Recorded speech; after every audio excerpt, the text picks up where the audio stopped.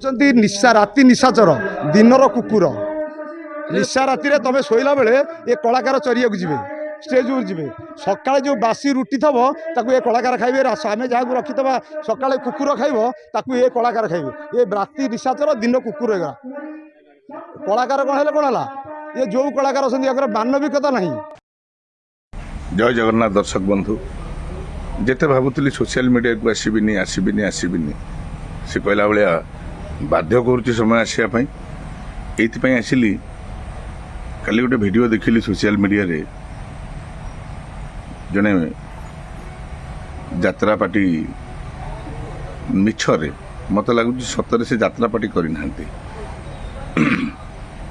କାହିଁକି ଏ କଥା ମୁଁ କହିଲି ନା, ଯଦି ଯାତ୍ରା ପାର୍ଟି କରିଥାନ୍ତେ, ଯାତ୍ରା ତାଙ୍କ ଭିତରେ ଥାନ୍ତା, କଳାର ମନୋଭାବ ଥାନ୍ତା, ପ୍ରକୃତ କଳାକାର ହେଇଥାନ୍ତେ, ମଣିଷ ହେଇଥାନ୍ତେ, ସେ ଏଭଳି ଗୋଟେ ଭିଡ଼ିଓ ଦେବା ପୂର୍ବରୁ, କିଛି କହିବା ପୂର୍ବରୁ ଦୁଇଥର ଭାବିଥାନ୍ତେ।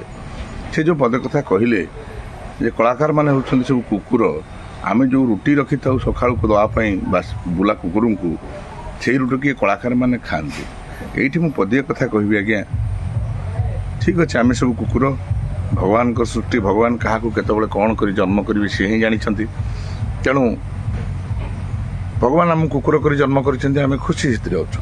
କିନ୍ତୁ ଆମ ଭଳି କୁକୁରମାନଙ୍କୁ ନେଇ ଆପଣ ଯେତେବେଳେ ଗୋଟେ ମଣିଷ ହିଁ ବେପାର କରୁଛନ୍ତି, ଆପଣଙ୍କୁ କ'ଣ କୁହାଯିବ?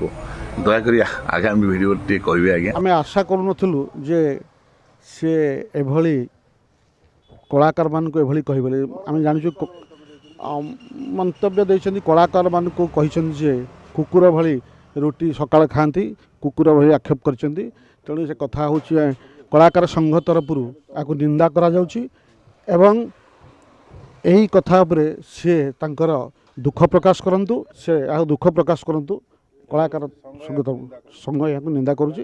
ଆଗାମୀ ଦିନରେ ତ ଆମର ମେନ୍ କଥା ହେଉଛି, ଯେଉଁଥିପାଇଁ ସେ କହୁଛନ୍ତି ଆମେ କଳାକାର ସଂଘ ଚୁପ୍ ରହିବନି, କମିଶନ ଦେବ।